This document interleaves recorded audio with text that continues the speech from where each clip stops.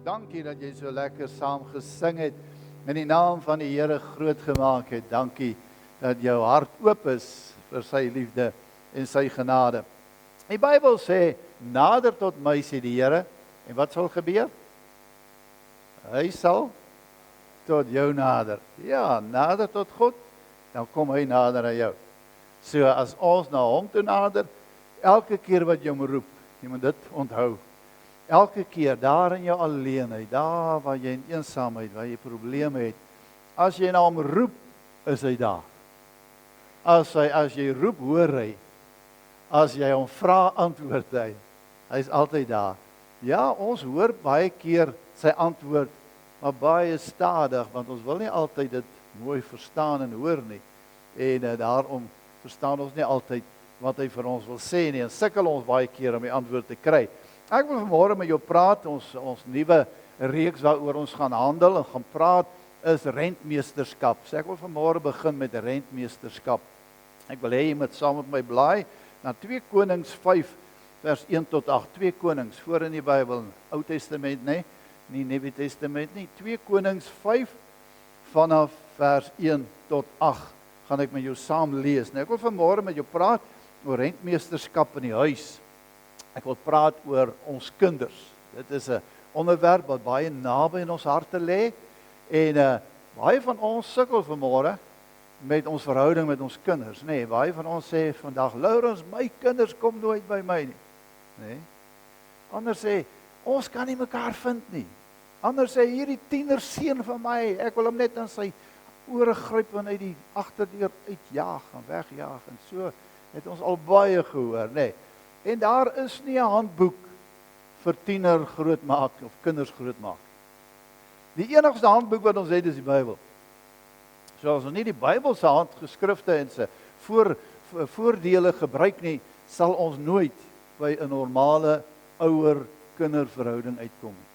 Daarom is dit belangrik en ons gaan kyk wat sê die skrif vir ons. Nou kom ons lees hier van 'n dogtertjie wat baie spesiaal in die Bybel is. Dis een van die verhale wat vir my die mooiste is. En hoor nou wat sê hy hierso. Hy sê 2 Konings 5 vers 1. Naaman, die leerowerste, met ander woorde die bevelvoerder van die leer van die koning van Aram, was 'n groot man voor sy heer en hoog in aansien, want deur hom het die Here aan die Arameërs 'n oorwinning gegee. Die man was 'n dapper held, maar hy was melaats. Hy was siek, melaats, net seer gehad.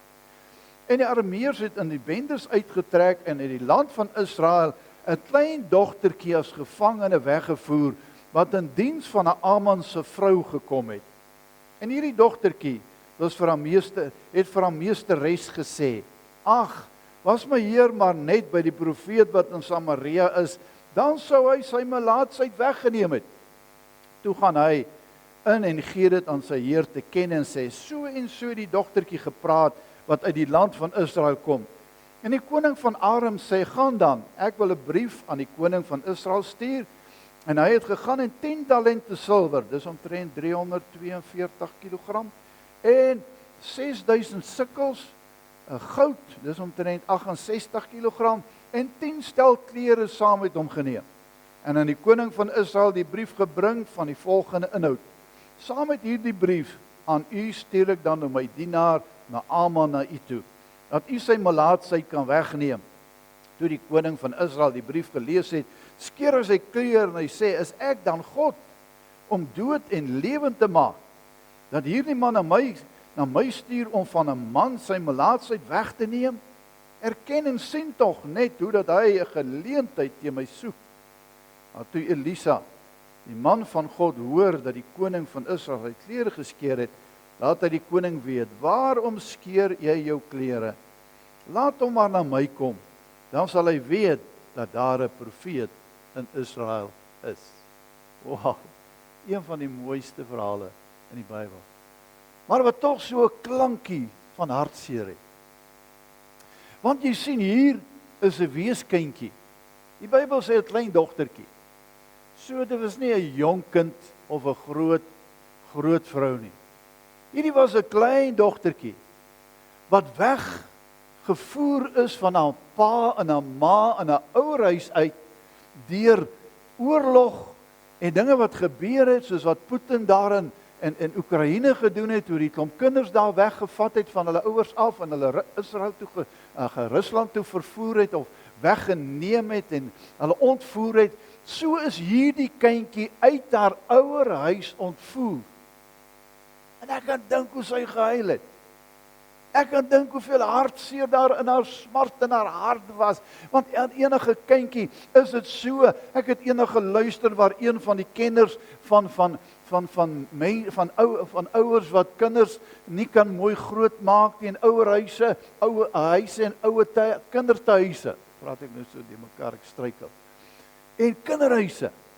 En toe vra hulle vir hom, maar hoorie meneer of professor, wat sê jy van kinderhuise? Toe sê hy, kinderhuise is fantasties, is goed, dit is nodig, dit is belangrik in ons samelewing, oralster. Hy sê, maar weet jy, selfs 'n gebrekkige ouer huis is beter as 'n kinderhuis. Laat dit 'n bietjie insink.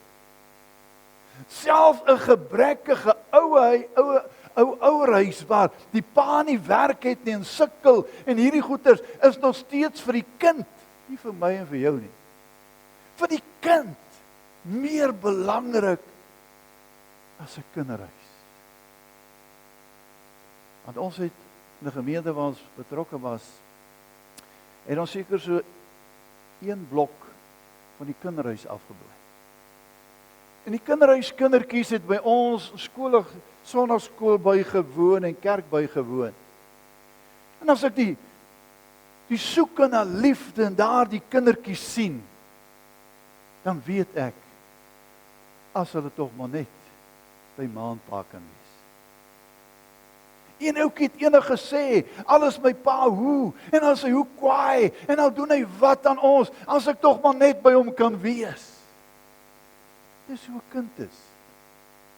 En hier is 'n ouer huis wat leeg is van 'n dogtertjie wat weggevoer is. Die Bybel sê nie of haar ouers doodgemaak is in die oorlog of niks nie, of hulle nog lewe nie, maar dit praat oor hierdie kindjie, en hierdie kindjie is as 'n slaaf, werk sy in die huis van een van die grootste geveggeneraals van daai Arameese weermag. Inteendeel, hy was die hoofgeneraal. En nou sien ons dat hierdie kind in hierdie huis as 'n slavin moet groot word en moet opgroei, en dan kom sy met 'n boodskap en sy lewe haar geloof uit. Wat het sy wat ander nie het nie? Sy het iets meer wat sommige mense nog nie kon ontdek het nie. Sy het die fondasie gehad in haar lewe van goddelikheid en goddelike voorsienigheid. Sekerlik moes sy dit in haar ouerhuis geleer het. Sekerlik het sy dit in haar kinderjare, toe sy klein kindjie, het sy alreeds opgegroei met hierdie lering van, by die Here is alle dinge moontlik. Hoe weet jy dit, Laurens? Ek hoor haar woorde. Haar woorde sê vir haar meesteres hierdie, as my Heer maar net in Israel by die profeet kan uitkom. As hy maar net by die profeet kan uitkom, sal daar genesing vir hom kom. Hierdie melaatsheid wat so gat in sy liggaam val, sal verdwyn. Want jy sien, die Here is daar in Israel, want die profeet van God is daar, en hy is die verteenwoordiger van die Almagtige, en hy sê, so sê die Here. En as God vir hom iets sê, dan moet God daar wees. So haar lewensverhaal was gebou op, by God is die enigste antwoord, die enigste hoop, die enigste oorwinning. En sy is 'n sprekende getuienis van God se liefde, sy genesing en sy almag. Ag, as my Heer maar net daar by God kan uitkom waar die profeet is. Daar waar die profeet is, God is daar. En as my Heer maar net daar kan uitkom, sal hy gesond word. En dan skielik kom daar 'n geloofsopwagting in hierdie generaal se hart en hy gaan dadelik na die koning van sy land en hy sê vir die koning van die Arameërs, hy sê dit en dit en dit het hierdie dogtertjie gesê. Ek kan dink wat sal die koning sê, die eerste ding is glo jy dit? Glo jy dit gaan so wees, praat sy nie maar net nie. So daar was iets wat hierdie generaal sy hele lewe verander het. Sy hele geloofsuitkyk, sy hele geloofstoestand en beredenering het verander deur 'n klein dogtertjie se lewenstyl. Hy sou dit nie geglo het as dit maar sommer 'n kindjie was wat links en regs rakerig gepraat het nie. Hy sou dit tog nie geglo het as dit iemand was maar wat baie gejok het en maar sekere dinge opgemaak het en storieetjies opgemaak het nie.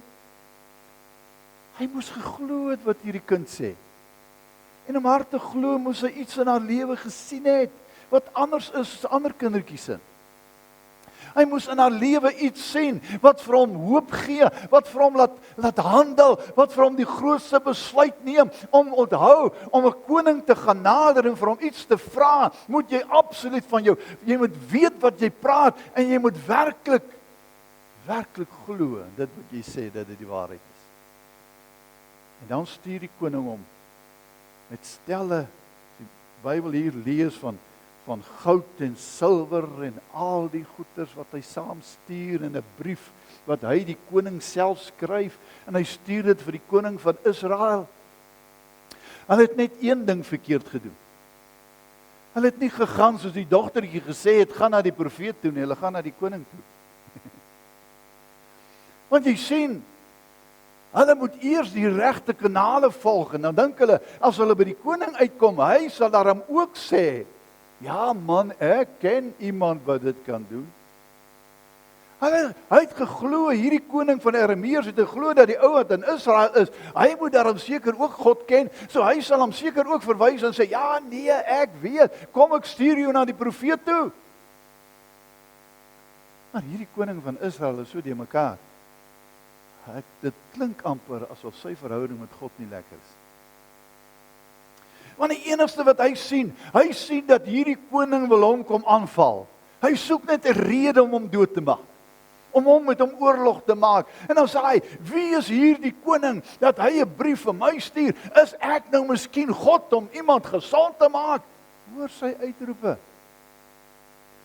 Moet ek nou namens die Here optree soos die Here mense gesond maak? Hy soek net 'n rede om my dood te maak en al hierdie dinge, maar dan hoor ons die profeet wat na hom kom en vir hom 'n boodskap stuur en sê, o koning, jy hoef nie jou klere te skeur nie, jy hoef nie so benoud te wees nie, jy hoef nie so sak en as neer te val en so bevrees te wees nie. Hy sê, stuur hom maar na my toe, want God is hier. Die Here is saam met my. Hy sal weet dat daar iemand in Israel is wat sê, so spreek die Here. En dit is die verskil. Kind van God. Ons kan ons kinders, as ouers, ons kinders mooi groot maak. Maar as ons hulle nie die regte fondasie lê nie, wanneer die nood kom, val hulle hele ou karretjie mekaar. En die wielietjies val af. En voor jy kom kry, dan sit hulle met dwelms en drankverslaafdheid. En hulle sit met verbittering. En hulle sit met verskriklike aanvalle wat die vyand oor hulle lewe bring, want hulle fondasie is nie reg nie. Nou ek wil begin by die fondasie dat vir vandag vir jou te sê om 'n goeie verhouding te hê met jou kinders. Moet ons eerstens weet dit word meestal deur die ouer bepaal. Moenie jou kind van alles beskuldig nie. Die meeste stikkende verhoudinge begin by die ouerhuis. Die meeste stikkende verhoudings, sê nie almal nie, daar is uitsonderings. Maar die meeste begin wanneer die ouers nie die kinders reg hanteer nie. Iemand het eendag gesê, vir ons so 'n grap, sê die persoon vir my. Hy sê, weet jy Lourens, die vrou, sy sê vir my, weet jy moet jou kinders mooi hanteer. En jy moet hulle met liefde hanteer. En jy moet hulle mooi groot maak. Want hulle gaan eendag besluit in watter ouer huis hulle jou gaan sit. So as jy strooi aan jag, gaan hulle jou in 'n ouer huis sit waar jy nie wil wees nie.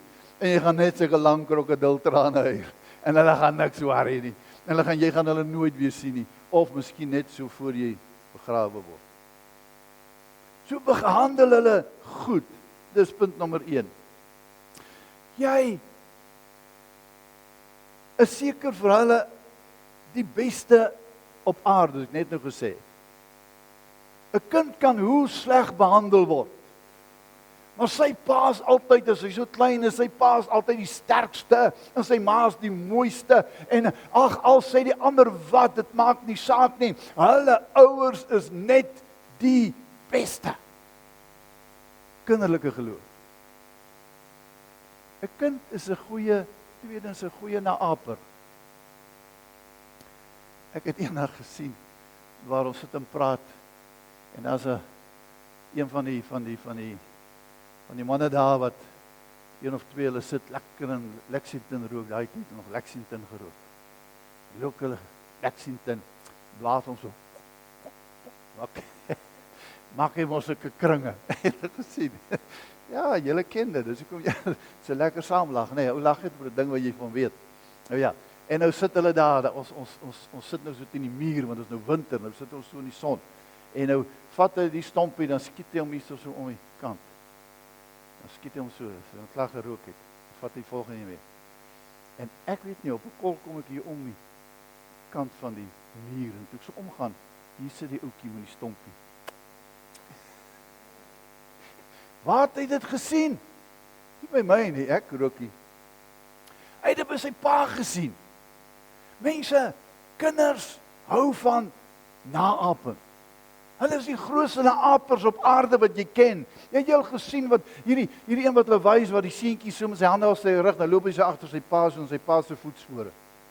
Dan probeer hy kan nou nie intrap nie, maar hy probeer in dieselfde voetspore trap. Hy wil graag soos sy pa wees. Jy sy held, man. Jy sy held. Al dink die samelewing jy's die uitvasel van hierdie dorp, is jy sy held. Moeder, jy sy liefde. Jy sy alles. Al lyk jy in die oë van ander mense hoe, en dan steek jy hom met die speld. Hy gaan nog steeds lief vir jou bly. Jy sien liefde. Ouerhuis met liefde. Mense, dit is so belangrik. Ons kan dit nie genoeg oorbeklemtoon nie. Ons het nodig om ons kinders goed groot te maak.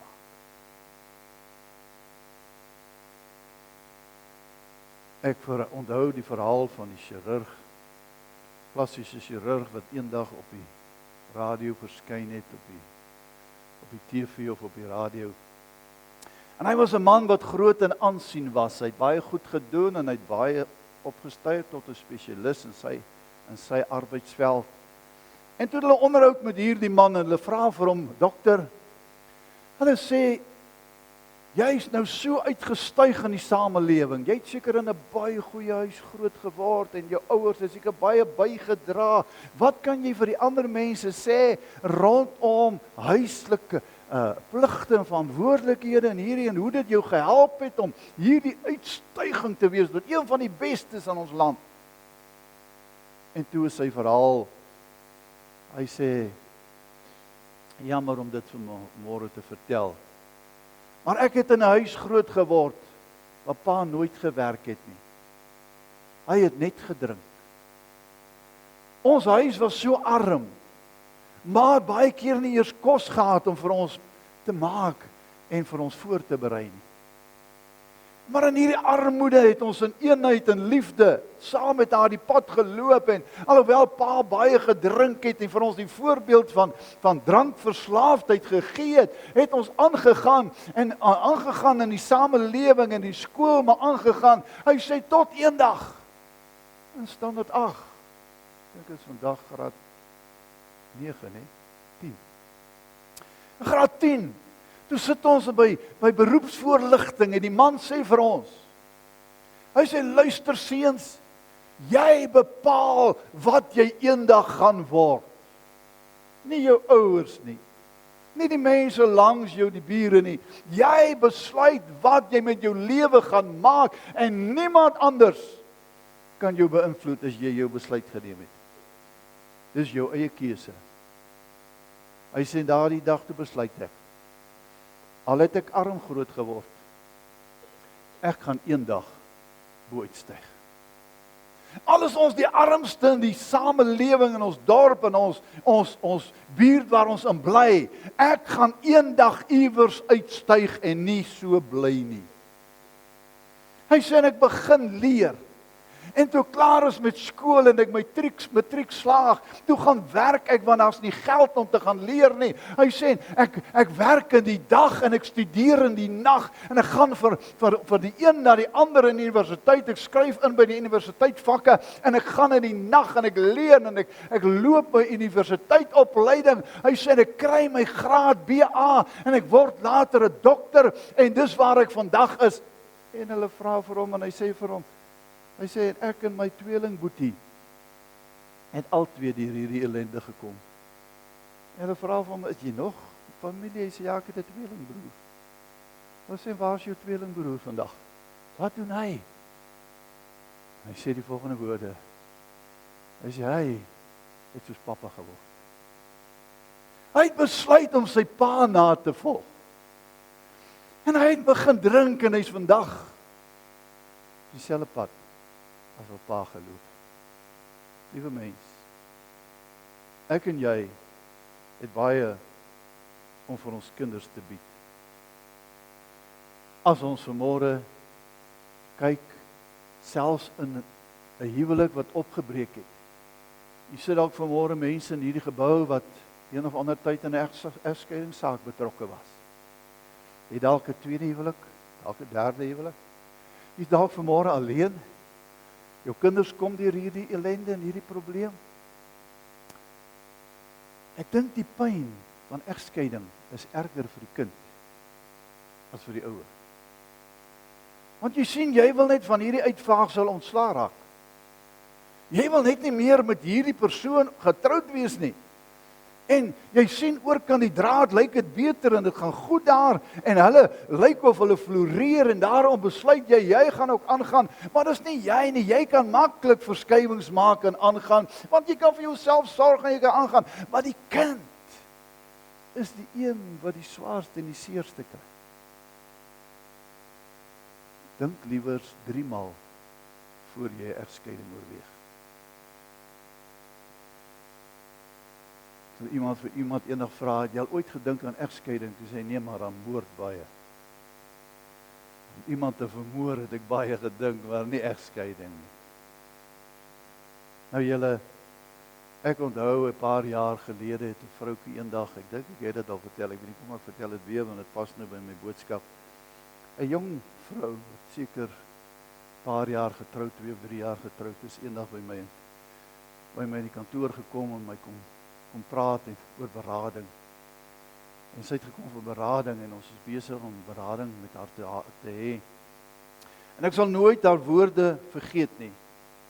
Toe die trane oor haar wange loop en sy sê my hele lewe is stikkend. Ek sukkel om in my huwelik rigting te hou. Ek sukkel om met die kindertjies reg te kom. Ek sukkel om met my ouers reg te kom. Ek sukkel om met almal. Ek kan net nie meer nie. En ek sê vir haar, vrou, sê vir my, waar het jou probleme begin? Hoe sal jy sê, waar het die ding ontstaan? En haar woorde aan my was die volgende. Sy sê, weet jy, toe ek klein was, 'n klein dogtertjie, toe skei my moeder en my vader, my mamma en pappa gaan uit mekaar uit. En ons gaan saam met mamma. En pappa is die wêreld in, ons weet nie waarheen nie. Ons hoor niks van hom nie. Sy sê, en weet jy, die swaarste vir my van alles was, sy sê, terwyl ek groot word as klein 7-jarige dogtertjie, het ek elke keer as ek verjaar, en as my verjaarsdag, dan sit ek voor hy telefoon, en dan wag ek, want pappa gaan bel. Hy gaan my bel en hy gaan vir my sê, "O my kind, ek is so lief vir jou. Dankie dat ek jou nog kan bel. Ek verlang so na jou en geluk met jou verjaarsdag." Sy sê, "Maar ek nooit tot vandag het hy my nie eenmal gebel eers weer en gesê hy dink aan my nie." Sy sê, "Ek kan alles vergeet, maar ek sal dit nooit vergeet." Hy het met sy lewe aangegaan. Hy is weer getroud. Hy het kinders gehad. Maar ons het hy vergeet. Mag God gee dat dit jou nie oorkom nie. Mag die Here gee dat so iets nie in jou lewe gebeur nie. En as dit ooit mag gebeur, dat dit dalk mag gebeur weens die ellende van hierdie wêreld, mag jy nooit jou kinders vergeet nie. Mag jy onthou. As jy nou die dag iemand begrawe. En toe hulle besig is om vir die oue 'n begrafnis moet reël, toe sê die kinders, die seuns, dis nie ons pa nie. Hy het van my ma geskei en hy's weg en hy het nooit weer met ons te doen gehad nie. Ons was niks van hom nie, so hy is niks van ons nie. En hulle wou nie eens om 'n begrafnis gee nie. Dank God, daar was toe 'n begrafnis gehou. Mense kon vrede maak. Ek wil dit vanmôre maar net by jou los. Die wêreld is stikkend. Die mens is uitmekaar geskeur. 'n Mense maak baie foute. Maar een van die foute wat jou gaan vir die res van jou lewe volg, so wat 'n spook ander najag, is die fout van om jou gesin te verwaarloos. Hoe lyk jou liefde vanmôre vir jou gesin? Die tweede punt wat ek met jou wil praat, ek het nog oor 'n goeie verhouding gepraat in die huis. Ek wil nog verder gaan en so 'n bietjie verder gaan en ek wil hê met Efesiërs 6 vers 1 tot 4 saam my lees. En dis God se resep. Dis die Here se resep vir 'n goeie huisgesin, 'n goeie familie. En hoor wat sê hy, praat nou baie hier in Efesiërs vanaf Efesiërs 5 en in Efesiërs 6 praat hy oor die verhouding, maar kyk wat sê in vers 6 vers 1. Hy sê, kinders, julle moet julle ouers gehoorsaam wees in die Here, dit is reg. Hy praat eers met die kinders. Hy sê, kinders, julle moet gehoorsaam aan julle ouers wees, soos dit die Here se wil is. Dis God se wil, dat 'n kind aan sy ouer gehoorsaam moet wees. En ek wil vanmôre vir jou sê, onthou in die huis, is dit so, dat die kinders toets altyd jou heerskappy. 'n Kind probeer altyd om te sien of hy jou kan manipuleer. Onthou jy toe jy nou vir boetjie nog klein was? As hy as hy nou nie lus is vir slaap nie, kan jy maak wat jy wil. En as hy begin huil, hardloop almal rond. Boetie hardloop, pa hardloop, ma hardloop, almal, bring die bottel, bring vir Boetie, sis hom, sit hom in die karretjie. En Boetie skree net bietjie harder. En jy word al erger en dan is dit vir pa gegee. Pa, neem tog hierdie kind van jou. Nou is dit skielik sy kind. Neem jou kind, as jy hom weer verder neem. Ek is nou moeg vir hom. Dan het pa hom, ag, toe kom nou seentjie, kom, dan skree bietjie nog harder, nee. Dan kom, bring die kind se bottel, man. Nou dan veg ons mekaar. Julle ken dit, ons weet wat se werk het, nee. So, hy toets jou. Nou selfs as hy 'n jong tienerseun is, dan beproef en toets hy jou dissipline. Hy toets jou heerskappy. Hy kyk jou in die oë as jy vir hom sê jy sal nie. Dan draai hy om, dan doen hy dit wat jy nie gesê het nie. En dan sê hulle, jy moet hom sielkundig behandel. Nou moet jy vat sy selfoon wegvat. En vir 2 dae mag hy nie op sy selfoon praat nie. En dan vat pa sy selfoon en sê, ag, ja maar daar, maar net nie sien. Geen dissipline nie. Ouers moet dieselfde dissipline nakom en streef. Ons moet mekaar respekteer. As ma gesê het dat Boetie slaap nie vanaand uit nie, moet pa nie kom sê, "Ag man, my jou en jou ma steur nie." Jy breek haar die respek wat jy kind vir haar moet hê heeltemal af. Ma se sê het nie meer 'n sê nie. En as die ma teen die pa draai, presies dieselfde. So dissipline is nodig. Mense, kinders moet julle ouers gehoorsaam wees in die Here, beteken dit moet hulle dissipline ken. Dit is reg, dan sê hy in die Here, want dit is reg.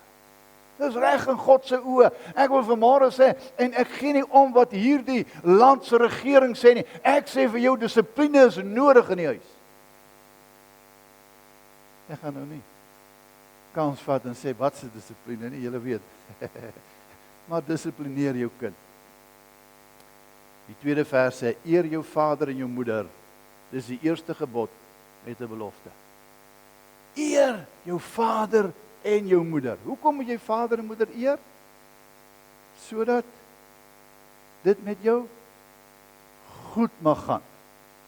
En jy lank mag lewe. Wow. Baie mense sukkel vanmôre. Hier is om op jong tyd af, dan draai die lewe teen hulle. En as jy gaan kyk, baie keer, dan is een van die grootste probleme, hulle het nie hulle vader en moeder geëer. Hulle was rebels van kleins af. En dit kan dit oor hulle ook kom. Ander word oud, voor hulle eers regtig die moeilikheid sien. Dan vers 4 sê, en vaders, moenie julle kinders toornig maak, maar voed hulle op in die tug en die vermaning van die Here. Maak hulle groot met tug en vermaning soos God wil hê. Nie soos jy nie, soos God wil hê. 'n Kind het eendag gehoor, hy sê vir sy pa, sê, ons het julle goed opgevoed. Toe sê, ja, julle het ons goed opgevoeter. En baie keer slaan 'n pa onnodig. Baie keer slaan hy in sy drif. En ek dink dis hoekom daar wette ook is, hoekom die wette nou so oorboord gegaan het. Want daar is al kinders wat geslaan was, laat die bloed teen hulle rug afgeloop. Daar's kinders wat met die vuis geslaan was in die gesig, dat die neus breek. Dis nie die tug wat God voorgestaan het nie. Jy moet 'n voorbeeld wees. 'n Voorbeeld van liefde. Ek wil vir jou sê dit, jou woorde wat jy praat, slaan eintlik harder as jou pak wat jy hom gee. Die woorde wat jy praat, as jy hom vat en jy praat net mooi met hom, my ma het ons nooit eers houte gegee het nie, sy kom maar net kom sit en praat en heilig sommer van self. Sonder dat sy my slaan. Want ek het so sleg gevoel om haar te leer te stel. My pa was kwaai, maar hy het nie onnodig geslaan. As hy jou gevat het, ek weet van een pak wat ek gekry het, ek was so seentjie. Het hy jou identiek geslaan, en jy sal dit nie weer gedoen het. Dit was laaste. Dis maar net so my verhaaltjie. So hier leer hy ons, wat is tugtiging, wat is ouerkindskap, sê die Bybel. Dis die resep van God vir 'n gelukkige huwelik, 'n gelukkige gesin. As daar enige handleiding was, sou ek vir jou aanbeveel het wat vanmôre vir jou kon leer om kinders groot te maak. Om tieners op te voed is een van die moeilikste dinge. Maar een ding is seker, as jy hom in die vrese van die Here groot maak, sal hy dit onthou vir die res van sy lewe. Ek wil afsluit. Ons kan 'n lang bespreking hê vandag, 'n lang Bybelstudie hou oor ouer verhoudings, maar ek wil vir julle die laaste een lees en dit is Markus 10. En ek dink julle almal ken dit, waar hulle die kindertjies na Jesus bring. Markus 10 vers 13 sê, hulle het kindertjies na hom gebring, dat hy hulle kon aanraak. Die disippels het die wat hulle gebring het gesien en hulle bestraf. Maar toe Jesus dit sien, het hy hulle dit baie kwaadlik geneem. En hy sê vir hulle, laat die kindertjies na my toe kom en verhinder hulle nie, want aan sulkes behoort die koninkryk van God. Ek wil die laaste punt maak deur te sê, meneer, mevrou, broer, suster, onthou jou kindertjies is God se eiendom. Dis nie jou nie. Jy het hulle maar net gekry aan jou geleen om groot te maak. Jy het hulle maar net ontvang uit die hand van God die Vader om die kindertjies groot te maak. Baie ouers het nie eers kindertjies nie, hulle kan nie kinders hê nie. Maar jy is bevoorreg dat die Here hulle aan jou toevertrou het. Maar dit is God se eiendom. En daarom sien ons hier, dat terwyl die moeders hulle kindertjies bring na Jesus toe, dan staan die oomies en die tannies daar naby en die oomies van die disippels sê, neem weg die kinders, moenie die Here pla nie, man. Hy het nie nou tyd nie, hy is besig met 'n groot kerkdiens. Hy is besig om te preek vir die mense. Nou kom julle en julle pla hom, julle val hom lastig. En die Bybel sê, terwyl hulle dit sê, toe stop Jesus sy preek, en hy hou net daarop, en hy sê, luister hier, hy sê, die Bybel sê, hy het hulle verkwalik. Hy het dit teen hulle gehou, hy het dit teen hulle ingebring, en gesê, hoe durf julle die kindertjies keer, om na my toe te kom? Hoe kan julle die kindertjies keer om by my uit te kom? Ek wil vanmôre vir jou sê, mamma en pappa, as jou lewe so is, dat jy jou kinders van Jesus af weglei, of van Jesus af wegdrywe, verander jou lewe. Moenie die kinders probeer vernietig, omdat jy nie die regte pad wil loop nie. Omdat jy moet hulle by Jesus uitbring, is jou lewe vanmôre 'n trekpleister na Jesus toe. Is jy vanmôre iemand na wie die kinders kan opkyk en sê, my ouers het die Here gedien, en die dag wanneer hulle jou begrawe, dan roep hulle uit, hulle sê, ek wil huldeblyk bring, ek wil sê, my pa en my ma het die Here gedien. Dis 'n getuieskrif wat enige ouer wil hê. Dat die kindertjies na my toe kom, moet hulle nie verander nie, op geen wyse, op geen manier. Want aan die sulkes behoort die koninkryk. Dis my eiendom, sê die Here. Behoort aan my. As jy jou kind verniel en vernietig. Ek wil amper so ver gaan, want ek het dit al gehoor. Baie ma's vloek hulle kinders so sleg. Daar is nie woorde vir dit nie. Mens, as God jou in liefde hanteer, wie's jy om jou kind te vloek? As God jou met liefde hanteer, soveel liefde, na jy alles wat jy doen en sonde wat jy doen en hoe jy hom benadeel en hoe jy hom minag, hy nog steeds vir jou omgee, nog steeds lief is, want die Bybel sê, so lief het God almal. Wie is jy om God se eiendom te vloek met die mond wat die Here jou gegee het?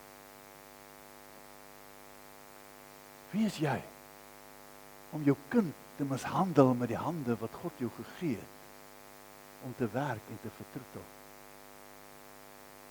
Wie is jy om teen God se besluit op te staan?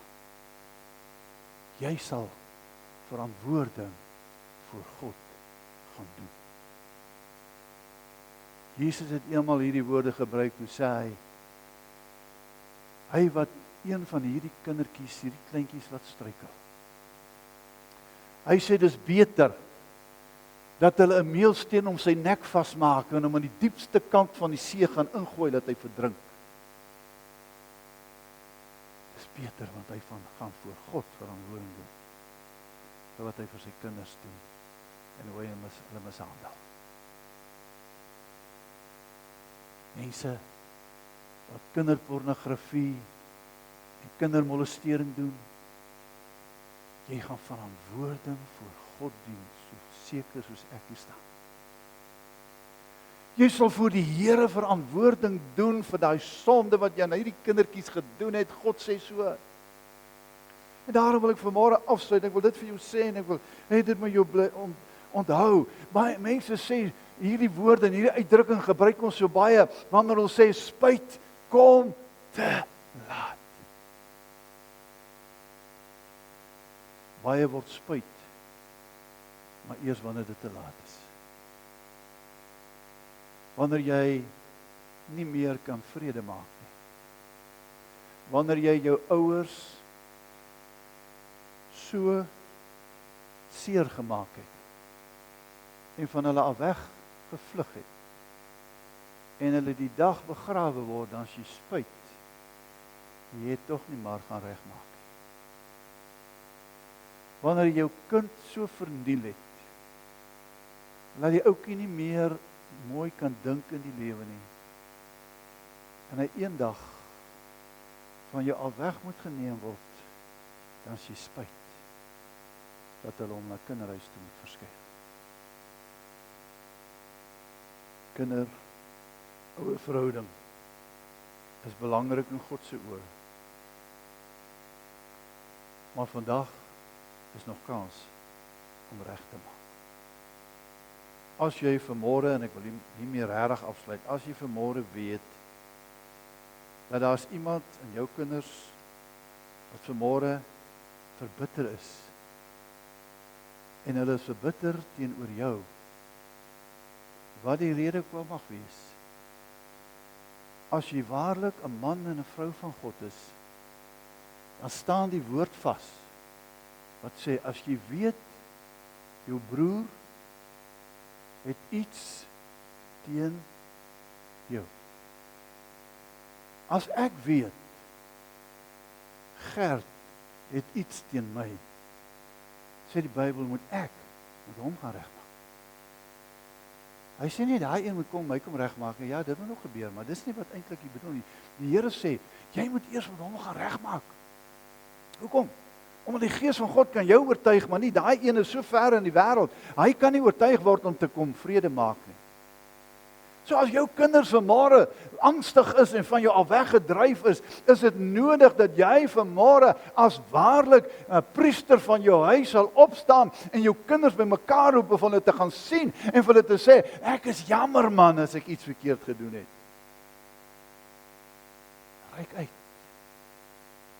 Reik uit na hulle. Voor die hartseer daar kom. En jy gaan voel, Here, pleks ek maar. Spyt kom te laat. Ek wil hê jy moet vanmôre saam met my aan die tafel van die Here gaan sit.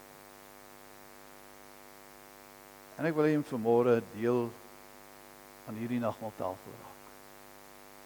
Hierdie is die beker van die Here Jesus en die brood wat die Here vir ons ingestel het die dag waarin hy veraai is. En nou wil ek vir jou lees wat Paulus sê. Want Paulus skrywe oor hierdie gedeelte van die nagmaal. En hier in 1 Korintiërs 11 vers 23 sê hy die volgende. Hy sê, ek het van die Here ontvang wat ek ook aan julle oorgelewer het, dat die Here Jesus die nag waarna hy verraai is, brood geneem het. Hy sê, wat sê in die versie? Hy sê, ek het dit by die Here geleer. En dit wat die Here myself geleer het, het ek weer vir julle geleer. En dit is die volgende, dat in die nag waarin Jesus tot die dood verraai is, het hy die brood geneem, net voordat hy verraai word. En hy die brood gebreek, het gedank, het gebreek en het gesê, neem eet. Dis my liggaam, wat vir julle almal gebreek word. Doen dit tot my gedagtes. In ander woorde, onthou wanneer julle dit doen, wat ek vir julle gedoen het. So wanneer jy aan hierdie tafel sit, onthou jy die prys wat Jesus betaal het. Vir jou, en ek onthou wat hy vir my gedoen het. En dan gaan hy verder, net soek die beker na die ete met die woorde, hierdie beker is die Nuwe Testament in my bloed. Doen dit so dikwels as julle daaruit drink, tot my gedagtenis. Doen dit sodat julle kan onthou wat ek vir julle gedoen het. As ons net kan onthou, die prys wat Jesus betaal het. As hy nie aan die kruis gesterf het nie, was ons almal verloor. Dan was daar redding vir niemand nie. Want jy sien, sonde kan nie met God versoen nie. Jy kan nie sonde doen en versoen daarmee nie. God versoen nie met dit nie. Hy haat sonde, hy verag sonde. En alleenlik deur sy kosbare bloed van Jesus aan die kruis, kan daar vergifnis en redding vir jou wees en vir my. As jy dan vanmôre aan die tafel van die Here sit, onthou, dit is die simbool van sy liggaam en sy bloed, sodat jy kan onthou wat hy vir my en wat hy vir jou gedoen het. Kom ons by die seën van die Here oor sy tafel af. Hemelvader, dit is vanmôre 'n voorreg om aan die tafel van Jesus te sit. Dit is 'n voorreg om hierdie brood te neem en hierdie beker te drink. En vanmôre te kan onthou wat U vir ons gedoen het. Dankie vir die kruisdood en die opstanding uit die dode. Dankie vir die hemelvaart en waar hy sit aan die regterhand van die Vader. Dankie vir verlossing, hierdie kosbare bloed van Jesus vir elkeen van ons se sondes. Dankie dat ons vanmôre gered kan wees, bevry deur U kosbare bloed. Seën vanmôre die gebruik van hierdie nagmaal vir elkeen wat dit doen in Jesus naam.